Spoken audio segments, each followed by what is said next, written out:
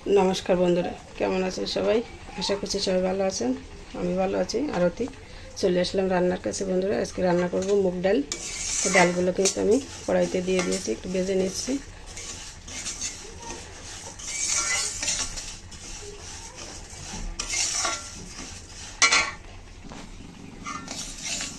ডালগুলো কিন্তু আমি সুন্দর করে ভেজে নিলাম দেখুন বাদামি কালার এসে গেছে এখন আমি জল দিয়ে দিচ্ছি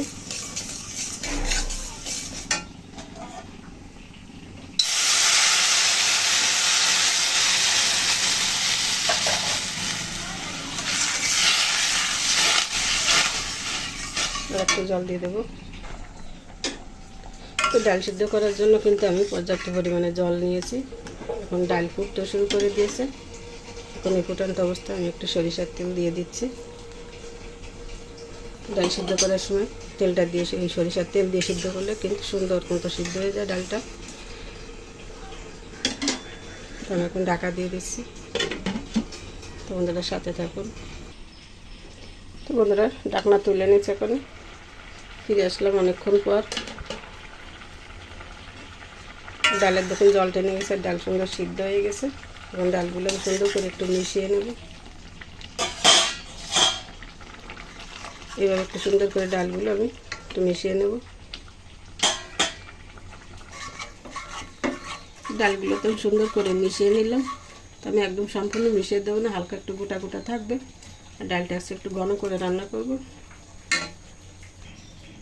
1 চামচ হলুদ দিয়ে দিচ্ছি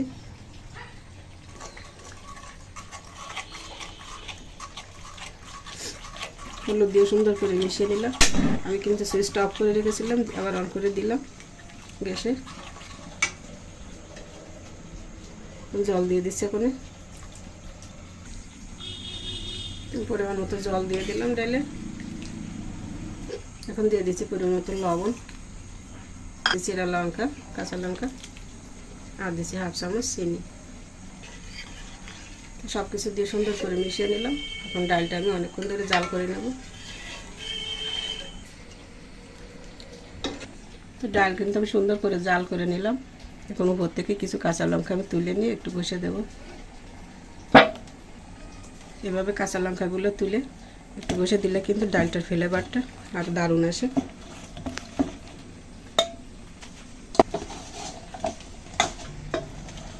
হালকা একটু বসে নিলাম দিয়ে দিচ্ছি এখন দিয়ে আমি ডালটা এখন তুলে নেব ফোড়নে দেওয়ার জন্য ডাল এই যে নামিয়ে নিলাম আজকে কড়াই আমি পরিষ্কার করে দিয়েছি এবার চুলার উপরে এখন তেল দিয়ে দিচ্ছি ফোড়নের জন্য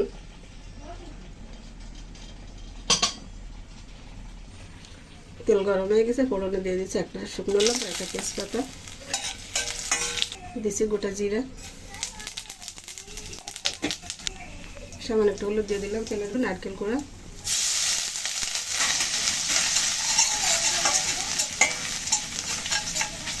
তোমাদের সোলার পাশটা একটু দেখুন একটু তেলও কোন জায়গা ছুটে গেছে কিনা তার মানে কি হলুদ দিলে কিন্তু এই সমস্যাটা একটু কম হয় তার জন্য দিয়ে দিলাম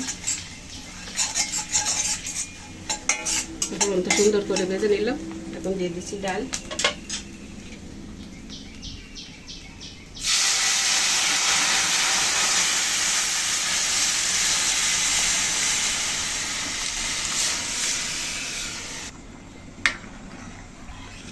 ডাল তো ফোড়নে দিয়ে দিলাম আর একটু জাল করে নেব ডাল কিন্তু অনেকটা ঘন হয়ে গেছে দেখুন এখন আমি ডাল নামিয়ে নেব তার আগে দিয়ে দিচ্ছি একটু ভাজা জিরার গুঁড়ি একটু প্যাকেটের গরম মশলা তো বন্ধুরা মুগ ডাল একবার আপনারা এই বাসায় একবার এভাবে করে দেখুন নিশ্চয়ই মজা পাবেন অনেকটাই তো মশলা দিয়ে সুন্দর করে মিশিয়ে নিলাম এখন ডাল নামিয়ে নেব দেখুন কতটাই ঘন হয়ে গেছে আর নামালে কিন্তু আরও ঘন হয়ে যাবে এগুলো দিয়ে না ওটা চলো তো ডাল আমি এখন নামিয়ে নিচ্ছি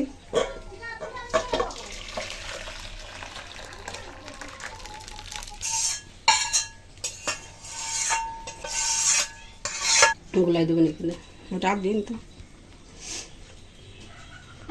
তো মুগ ডাল রান্না এই পদ্ধতিতে কেমন লেগেছে আপনাদের কাছে তো বন্ধুরা কমেন্ট করে একটু জানাবেন কমেন্ট আপনাদের একটি লাইক কমেন্ট আমাদেরকে কিন্তু নতুন ভিডিও করতে